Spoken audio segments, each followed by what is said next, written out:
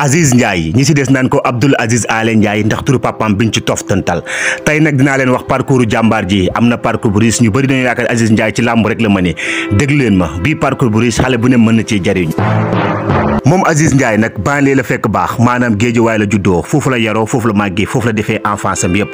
am ñu yaakaar Aziz Ndiaye jàngul jàng na ndax mi ngi defee élémentaire am fii nii Pikine école 20 école publique la woon. jaar na aussi fu ci mel ni seen banque islamique après nag ci la demee lycée Limamou Laye di fa jàng nag ba def première ci la daal di arrêté njàngam daal di commencé nag def entrepreneuriat yor benn poulailler bi mu yoree poulailler nag di si yëngatu lu yàgg nag maanaam Abdou Aziz Ndiaye dafa yàgg am jom après nag ci la demee fii nga xam mooy Tilène daal di fekk papam ca marché ba pour di ko jàppale jamono jooju sax ci la commencé liggéey nag ñu koy fay weer 50 000 ci la amee lii nga xam moom mooy soxnaam bi njëkk jamono di dox nag Abdou Aziz def ni ko morom yëpp maanaam def lii nga xam moom la ñuy wax immigration ci la demee nag fii nga xam moom mooy États-Unis pour daan fa dooleem bi mu demee États-Unis nag liggéey na fa ay liggéey comme moromam yëpp li ñu daa liggéey Abdou Aziz daana fa raxas ndab di fa raxas ay kaar di fa jaay ci mbedd yi waaye nekk na fi tamit lii nga xam mooy livreur en 2001 nag ci li ñu bisuwaate fii nii Sénégal pour teg business boppam nekk fii nga xam moom mooy Sandaga El Malick bi mu fa nekkee nag daana jaay dàll ak chemise ak lii t-shirt maanaam mu nekkoon ci yëfi boppam doon jaabante diggante Maroc Chine ak fii nga xam ne nag mooy États-Unis ak Japon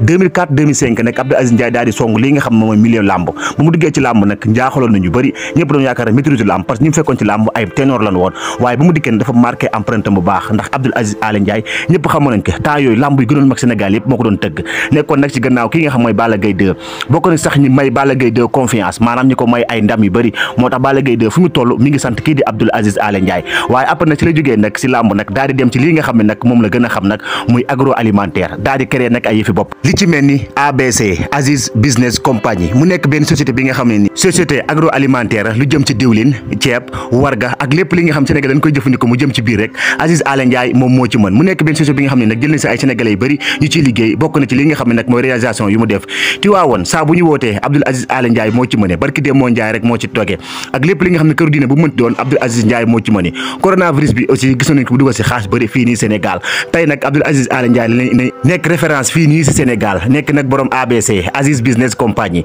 sama gars yi ñu bëri war nañu roy ci moom ndax jàmbaar dëgg la te jaar-jaar bi mu am néew nañu ko am tey jii kon sama gars yi ba beneen yoon incha allah ak beneen daanaan